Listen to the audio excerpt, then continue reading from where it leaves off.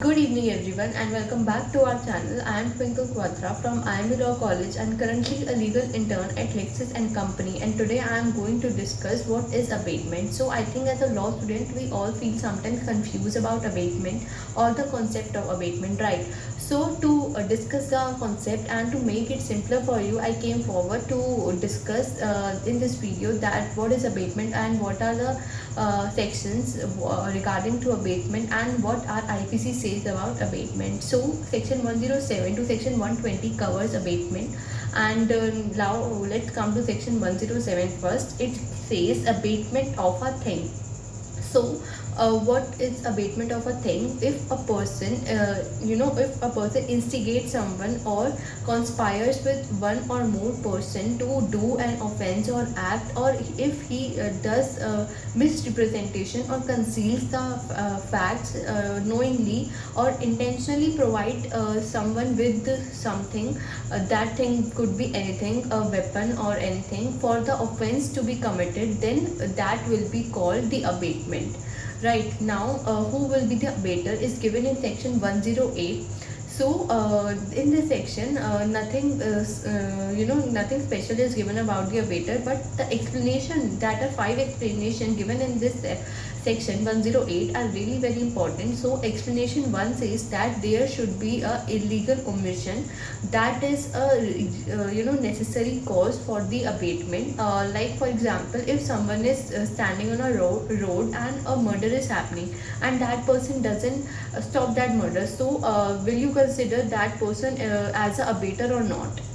So the answer will be no, that person will not be the abater. But if that person is a policeman and then he is not stopping the murder, then it is the illegal omission of the act and that person will be considered punishable. So for this abatement to happen, there should be the active instigation and the intention. The most compulsory, we can say the most compulsory compound of the abatement is the intention.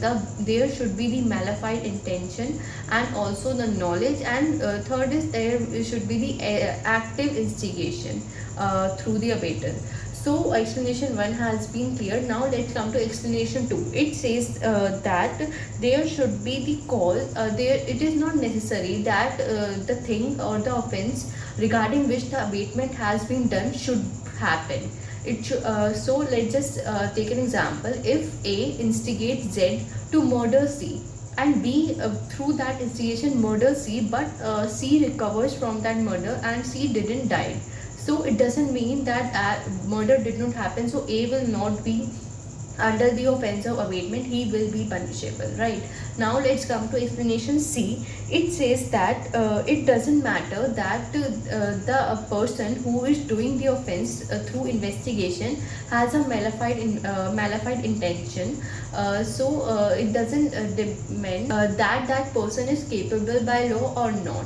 So then also that person who is abating will be under the punishment. Let's just take an example. For example, A instigate B. B is a child, he instigate B to murder C. So in this case B is a child, so he cannot do and he is not capable of doing murder, right, according to law.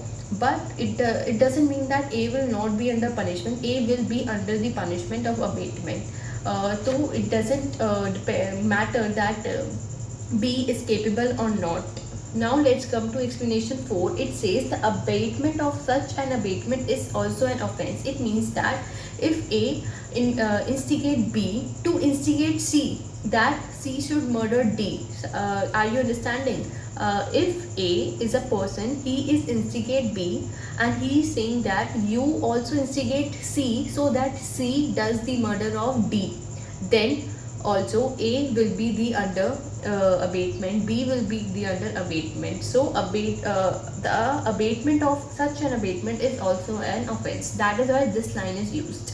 Now let's come to explanation 5. It says that it is not necessary that abater should concern the offense with the person who commits it. It means that it is not compulsory that abater is dealing with the person who is doing that offense, it is necessary that abater should be the part of the conspiracy. Let's just understand this with example. I am giving example in each and every explanation or each and every section because this abatement is a little complicated, and through example you will understand it in a better way. So explanation 5, the example is that if there is a person A, and A is the servant of someone's house, and there are person B, C, D, right? Now B, C, D are going to rob that house, and and D is the common man between A and B and C, right?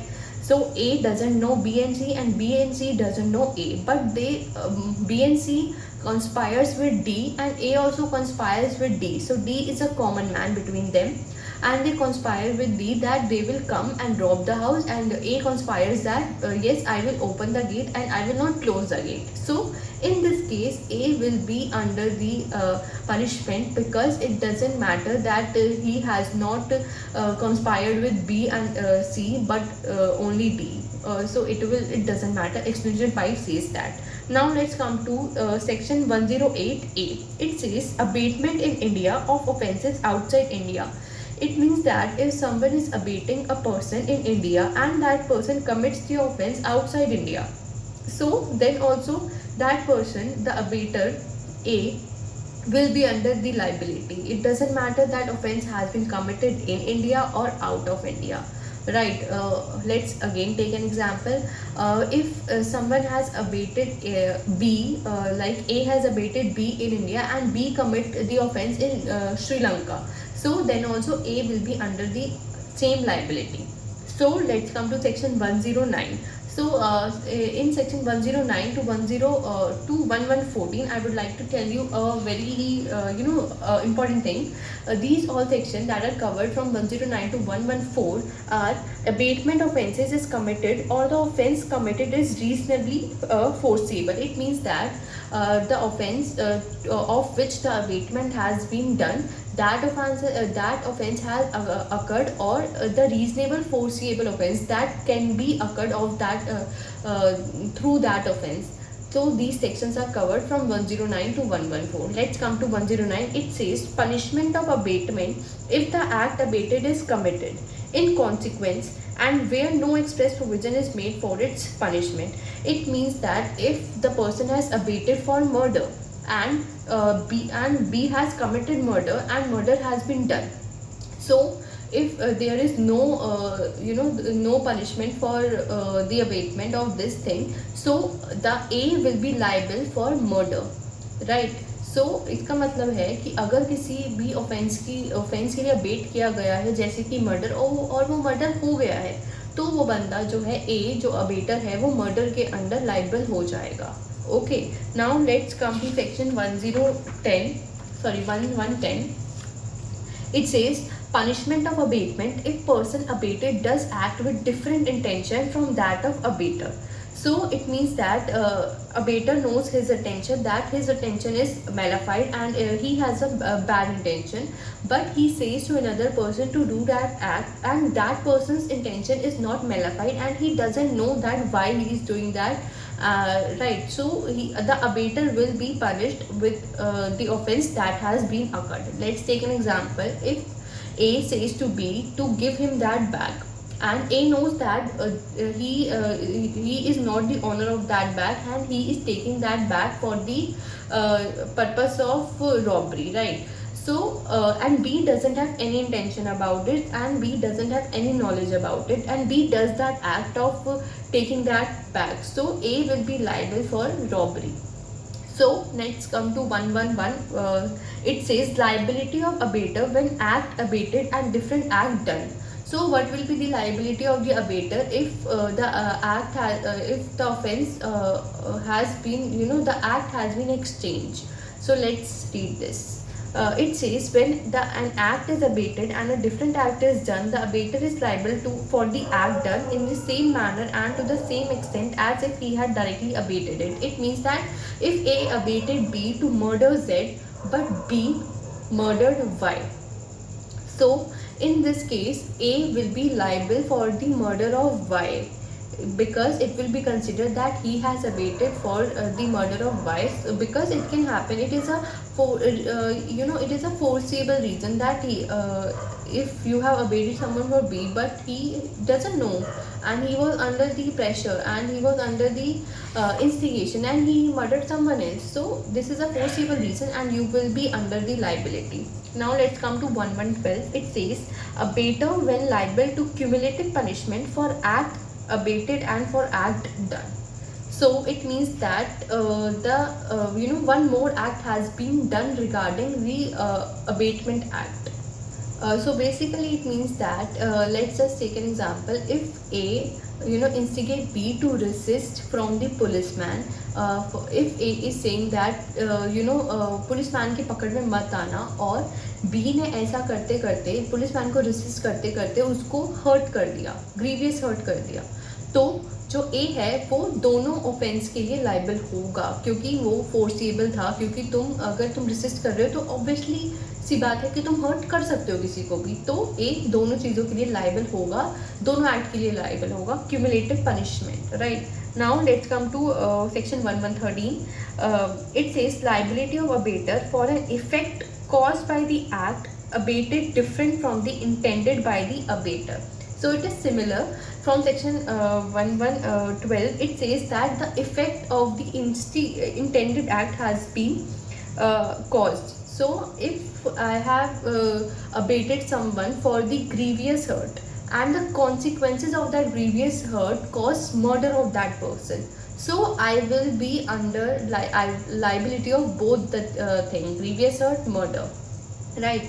Now last is 1114. I know this video is a bit longer, but abatement is a wider concept, so we have to understand it. So let's come to next last section of this video. I will cover rest of the section in my next video. So next is 1114. It says abater present when offense is committed.